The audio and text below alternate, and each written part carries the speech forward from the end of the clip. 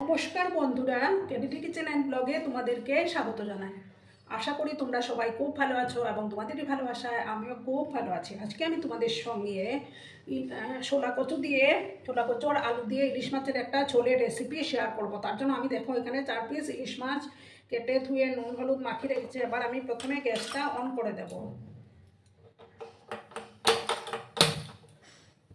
একটা কড়াই আমি বসিয়ে দিলাম। কড়াইটা গরম হয়ে যাওয়ার পর আমি তেল দিয়ে দেব। ভিডিও দেখার শুরুতেই বন্ধুরা একটা লাইক দিয়ে তোমরা ভিডিও দেখাটা শুরু করো।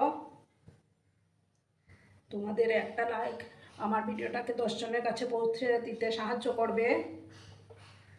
পুরনো নতুন সব বন্ধুদের জানাই আমার তরফ থেকে অনেক অনেক ভালোবাসা। এবার আমি তেলটা দিয়ে দিলাম। রান্নাটা আমি সর্ষের তেলেই করব। তেলটাকে ভালো করে গরম করে নিতে হবে।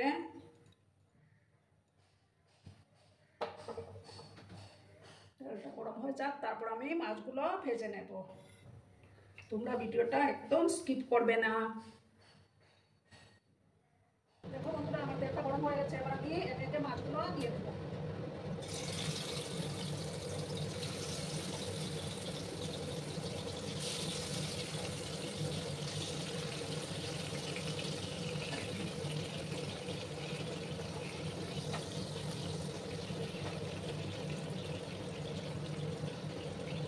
মাছের একটা সাইড যখন হয়ে যাবে তখন আমি মাছগুলোকে উঠে দেবো। রাস্তাটা আমি মিডিয়ামে করে রেখেছি। একটু সময় হতে দেবো, তারপর আমি মাছগুলোকে উঠে দেবো। দেখো বন্ধুরা, এবার আমি মাছগুলোকে উঠে দেবো।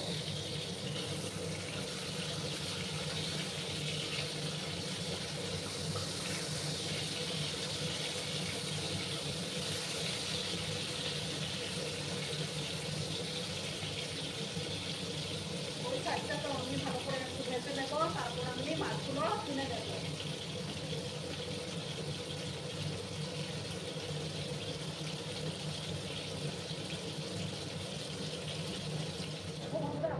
মাছগুলো তুলে নিয়েছি, মাছগুলো কাটা হয়ে গেছে। এবার আমি ওই তেলের মধ্যেই দেখো এইভাবে আলু কেটে রেখেছিলাম, সেই আলুগুলো দিয়ে দিলাম।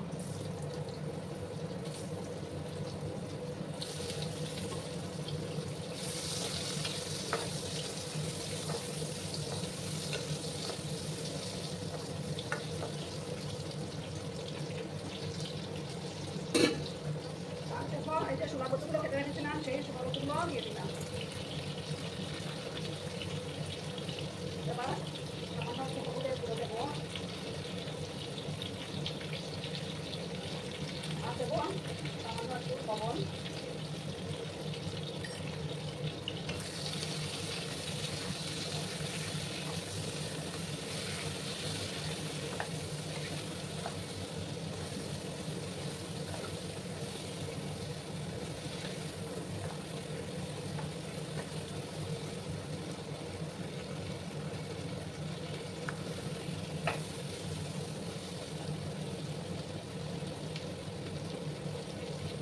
এবার আমি এটাকে 2-3 মিনিটের মতো একটু হালকা করে নেবো। ছোলা কচু আর আলুটাকে একবারে ফ্রাই করে নেবো যাতে একটু সফট হয়ে যায়।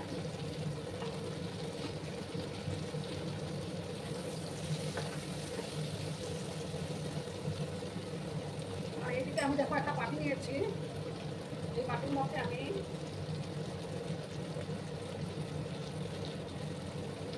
1 চামচ ধনিয়ার গুঁড়ো আর 1/2 চামচ জিরে গুঁড়ো দেবো।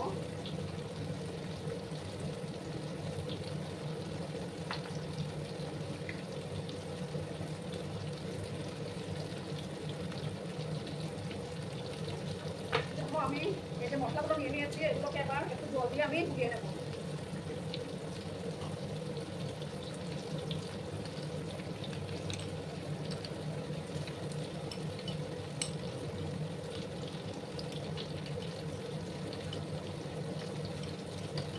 দেখো আমার মশলাটা গুঁড়া কমপ্লিট। আর একটা এক পাশে রেখে দিচ্ছি আমি।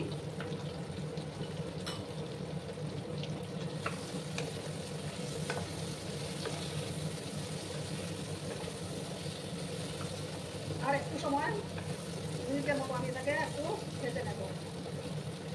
তোমরা কিন্তু সঙ্গে থেকো বন্ধুরা, এটা একদম স্কিপ করো না। গ্যাসের আঁচটাকে জমা করে নিয়েছি, তারপর আমি এটাকে একটু ভাজা ভাজা করে নেব। দেখো বন্ধুরা, আমি এগুলো ভাজা করে তুলে নিয়েছি। আর কড়ার মধ্যে আমি একটু তেল দিয়েছি। এবার এটা তেজপাতা আমি দিয়ে দিলাম। এবার পাঁচফোড়নটা দিয়ে দিলাম। ফোড়নটাকে ভালো করে ভেজে নেব।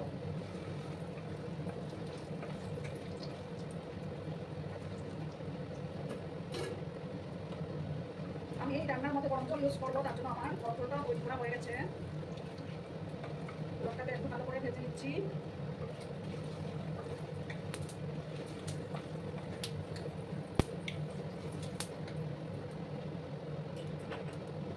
এবার যখন আমি একটু আদা বের করে রেখেছিলাম, সেই আদা দিয়ে দিলাম।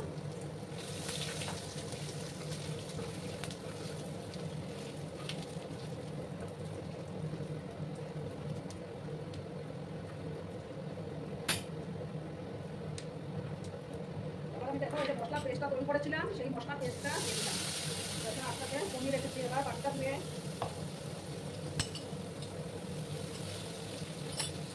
জল দিয়ে দিলাম। এবার কিন্তু মশলাটাকে ভালো করে কষিয়ে নিতে হবে।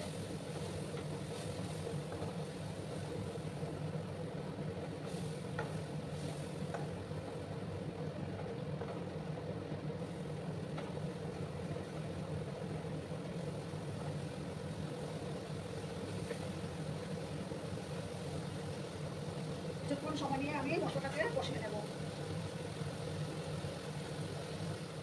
তারপর দেখো আমি এই শুকনো কচু আর আলুটা দিয়ে দেবো।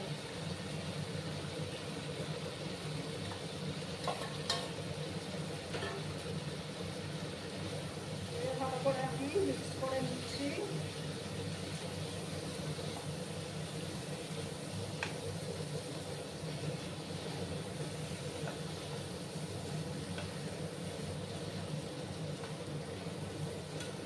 আমি দেখো চারটা চেরা কাঁচা লঙ্কা আমি দিয়ে দিলাম।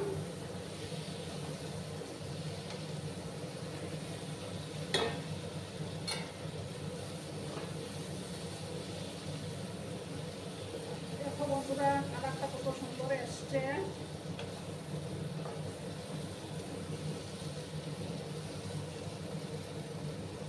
এবার আমি পরিমাণ মতো লবণটা দেবো।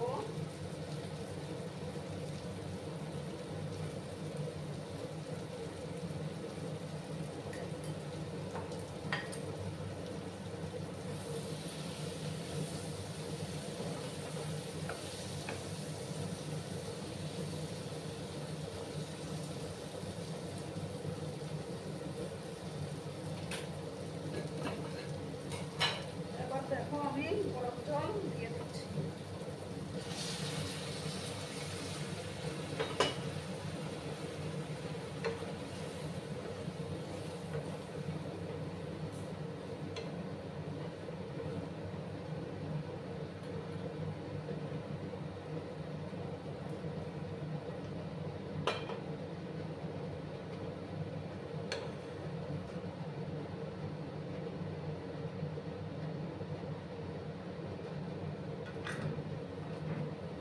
এবার আমি দেখো মাছগুলো দিয়ে দেবো।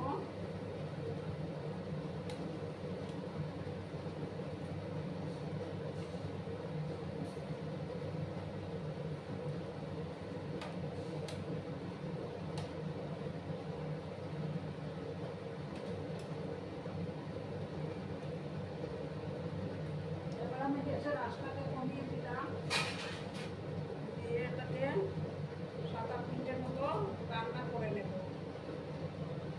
7-8 মিনিট রান্না করে দিলেই আমার ছোলা কচু দিয়ে ইলিশ মাছের ঝোলের রেসিপি রেডি হয়ে যাবে। ওটা কিন্তু সঙ্গে থেকো বন্ধুরা, আমি 7-8 মিনিট পরে ফিরে আসছি। তো বন্ধুরা, 6-7 মিনিট পরে আমি ফিরে আসলাম। দেখো আমার রেসিপি অলমোস্ট ডান। দেখো কি সুন্দর কচুগুলো সিদ্ধ হয়েছে। এবার আমি গ্যাসটা অফ করে দেব, ঠিক আছে? অফ করে তারপর আমি সার্ভ করে দিচ্ছি। দেখো বন্ধুরা, আমি সার্ভ করে দিয়েছি, কেমন হয়েছে অবশ্যই কমেন্ট করে বলো। কিন্তু তোমরা তোমাদের এই কমেন্টগুলো পড়তে আমার কিন্তু দারুণ লাগে। আর এতক্ষণ ধরে আমার ভিডিওটার সাথেও পাশে থেকে আমাকে এতটা সাপোর্ট করার জন্য তোমাদেরকে আবারও জানাই অনেক অনেক ভালোবাসা এবং অনেক অনেক ধন্যবাদ। ততক্ষণে তোমরা সবাই খুব ভালো থেকো, সুস্থ থেকো, আনন্দে থেকো। আর আমার ভিডিওটার কোনো অংশেও যদি তোমাদের একটুও ভালো লাগে তাহলে তোমাদের বন্ধু বান্ধবের মধ্যে শেয়ার করে দেওয়ার অনুরোধ রইল। এখন আমি বিদায় নিচ্ছি, ততক্ষণে ভালো থেকো, ধন্যবাদ।